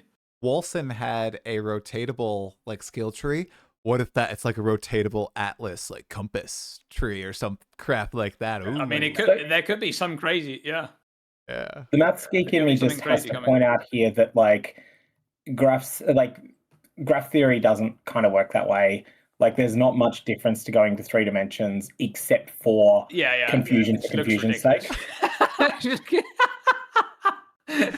Come on, Gog, let us believe. I mean, I have certainly, back in my Maths Olympiad days, I remember proving some problem with with a graph on an n-dimensional cube. So, you know, like you can get some really weird stuff, but fundamentally it's just not that different to something that fits on the plane. There is something interesting with when you compare PoE 1 and PoE 2 in terms of the end game, like how you add content to your maps, it's the opposite way around, right? Like in PoE 1, you get your you get the mechanics from the tree, and then you like juice them up with the scarabs. And in PoE 2, it's the opposite. It's like the scarabs or the tablets is what adds the content to the map, like guarantees it, and then the tree is juicing up. How do you guys feel about that? Like, do you think it doesn't really matter which way around it is, or do you think there's more? Because I do wonder whether that's kind of part of what's making the Atlas tree a bit bland at the moment. Is like that whole, because in a way, when you think about scarabs, the way they were able to design them so interestingly is because you can only you're very limited by like what scarabs you can add to a map because of the amount of slots. And then on the Atlas tree, it's like you have all of these passive points, and so there's so many different combination of things you can do. Maybe that's why the nodes are kind of bland, because they know that there's a lot of potential for like crazy overlap there. I was thinking about this the other day, actually, as I was finishing out my trees. It seems like, at least with Abyss, I feel like Abyss is what they want to do with all the other individual League Mechanic trees. Abyss, that tree, all the nodes are quite defining, I feel like the overrunning of maps possibility and all that. And then the tablets, they do juice the mechanic. I think like tablets, they have like scarab stuff on it. It's just like with the roll ranges and everything. I do kind of like that, honestly. Like, because there are some, it almost turns tablets into like, oh my God, I got that mod on the tablet. How freaking cool is that? It's like, it turns them into a little like a dopamine drop or like a roll when, like we were talking about earlier, where we have it magic and we're like, oh, we didn't get good mods, but we can elk it, X out those mods, and we can maybe get the good set of mods here on our tablet. I feel like I kind of like it, but tablets have to be very plentiful. I feel like I would hate it if tablets weren't plentiful, but personally, I am overflowing in tablets. I have 2 full tabs of tablets. If they were rare, I would hate it. Except ritual. Except ritual. Yes. I'm sorry. I know. Ritual, I don't know what's going on. Sell your expedition ones. There you go. Don't sell them? Go sell them. They If you've sell got, for a if you've lot. got sell spares, them. They sell for a they're, lot. they're like they're not free. They've got some value to them. Yeah. I've been buying expedition tablets occasionally. But I feel like you're right, Dreamcore, that like the tree isn't that exciting unless they like fundamentally change the mechanics with it. Like I really love the Abyss Overrun part of the tree. I think that's on the tree where you get a chance to overrun. That node is so good. It's that so node good. is amazing. Dude, I'd when you agree. get it, yeah. See, it happens, you're like, yes, oh my god, this is so good. And then you run an Abyss map. Dude, I ran an Abyss map where do each you pit... remember though, like I think it was last podcast or the podcast before, I was talking about how I would hope they would do something like that for every mechanic. Yes! Where like you can overrun a map with like any mechanic. It would be sick. Like that would be pretty cool. Yes. That would be pretty cool. Like you imagine you enter a map and it's like overrun by ritual and there's just like ritual monsters everywhere. There's like 6 or 7 altars. Like there's just... That's what they like, should make yeah, the tree. that's... I hope that's what they make the Yeah. tree, where the tree is like, it fundamentally changes the mechanic almost into another mechanic. Like imagine on the tree for Breach, it added, I know you're going to hate this, hives. Like you could take a node and you could get a Breach hive or a defend aelith event, like stuff like, I think that'd be really cool. And then the tablets could be the juice that we typically get from the PoE 1 Atlas tree. I think that'd be great. Because they, like you said, Dream, they could cook. They could really put some sick stuff in here. And I would love if the tree, if they keep the individual Atlas trees for each, they just make the Atlas trees game changing. You have 8 points to spend, choose them wisely. So one thing that PoE 1 does that 2 doesn't is it has severe rarity discrimination on scarabs. So we've pretty much reverse engineered the drop table for the scarabs, and there's 5 categories of rarity. They have drop weights of 300, 200, 100, 10, and 1. And there's almost none that are drop weight 1. That's Horn Preservation. I think that's it. Most of the Horn Scarabs are drop weight 10. Most of the Scarabs that feel like they're rare are 10. And then there's the other ones are 100, 200, or 300. And what this means is that they can have something that's really wild. So Scarab of Radiant Storms is an example. It's not particularly seen as all like good by players, but it does something pretty like that transforms the way the map feels. And Horn Glittering is very similar. Transforms the map feel. Then you have Horn Bloodlines, which just makes the map crazy busy. As long as those things are rare, they can be done. PoE 2 can't really do that with the current tablets. And I'm kind of curious what it would feel like if you had your standard tablets and you had greater tablets, and greater tablets just had more, or just had better rolls that were possible on them. I'm just throwing out an idea here. Something that might be, 20 times rarer than the base tablet or whatever. You sort of have that to some extent with rolling them, and there are some mods that are rarer than others, but the ones that people want are just the numerically good ones.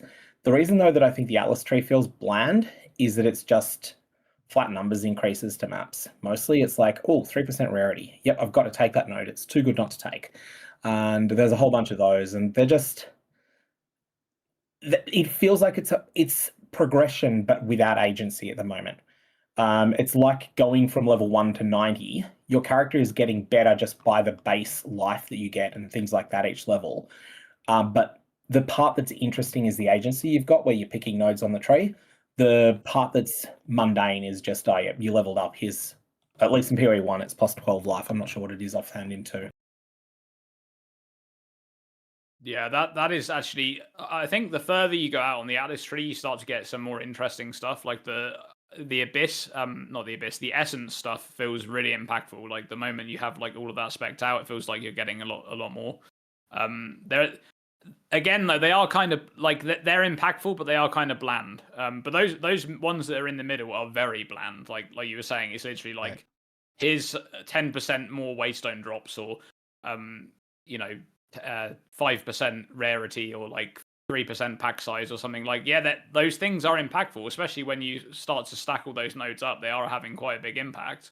But on a per node basis, which is what Sirgog was getting onto there, like when you actually spec that node, it really isn't that interesting. Like in that moment, right? It's not. You don't really feel that excited about it. So yeah, I agree. Yeah. I agree.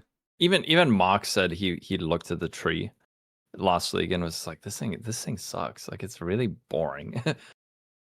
But they must be. He had quite a bit of that, right? In the Q&A, there was actually quite a few moments where he was just like, this is bad. Like, I'm done. I've had enough. Like, Which is great. it is I don't good. Yeah, wanna- it is good. I don't want to Just being overhype it, honest. but the fact that they were willing to put it off, and that's his opinion of like the endgame sucks. I'm really excited to see what they've got planned.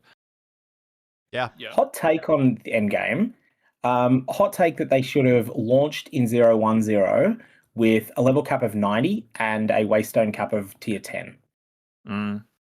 I only thought of this recently. I think that would have meant they could test a few things out a little bit more. Maybe the best loot for the first league comes out of Trial of the Sekhmers or whatever. But you just see how things feel, and then you can go back and change that later. And then you don't need to worry about getting the balance right at the very start when you don't know anything about balance. Right. It would have been very interesting. I mean, they place such a big emphasis on needing to build out that end game. I don't know. They got a lot of data the past 4 patches, I think. A lot of feelings. So hopefully it's expedited the rollout of the official end game with 0.5. So, okay. I have a few other topics, you guys, and this is the tail end of the pod. So, here we go. We did a lot of yapping. I want each of you to sum up 0.4 in a word. All right? I gave you this question before, so you should be prepared. You better not be improvising here. Okay? Okay. Anybody want to go first? I'll go first. Go for it. I'd sum it up in optimistic, because even though I think that the league mechanic was pretty poor on release, I would say that they were overreaching a bit in terms of like how much they were trying to stuff into the game. It was obvious that Druid and the transform stuff took a bit too long, right? And it was like the majority of their time was on that. Yeah. But as I said already, like I'm already enjoying the end game more than I was before with those changes that came in 0.3.1. And yeah, I'm optimistic because 0.5, if they're going to do like a big end game update and that's their focus, then I think that's the perfect word to sum up the game for me right now. Lovely. You gonna make me go? I should have thought of it. Yeah, you go. Hey, give Go? me some ideas. Yeah. I'll say roller coaster. That's one word, by the way. Okay. Roller coaster's one word. 100%. That's what it's been for me. I had the worst luck I've ever had on a league start in any PoE game in my 7 years of playing the game now. I quit for like 9 days. And I thought I was just going to go play Hollow Knight or play Baldur's Gate 3 finally. I have it installed. It's on my PC. It's right there. I see the icon. And I spoke with Connor and then Jazzarus. And after those 2 pods, I don't know, I just got the urge to pod. I don't know. They just hyped me up. 2 polar opposites, I feel like. Jazzarus will do that. Yeah, He'll hype up anyone. Jazz hyped me up. He was like, all right, maybe I'll log out. Maybe I'll spend a little bit of currency. And I did, and it hooked me. And now, I've just been playing with my friends. It's the farthest I've gotten in PoE 2. And now we have this crazy private league that we're going to play. I might get another character into the 90s. It's been a roller coaster for me.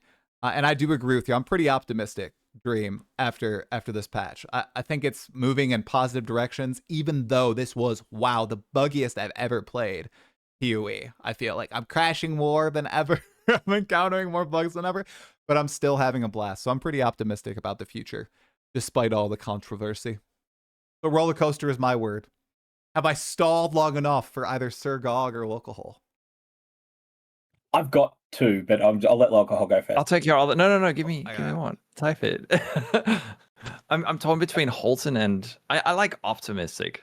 Optimistic's cool because I'm feel like the tides are shifting. So I say, let's go with Holten.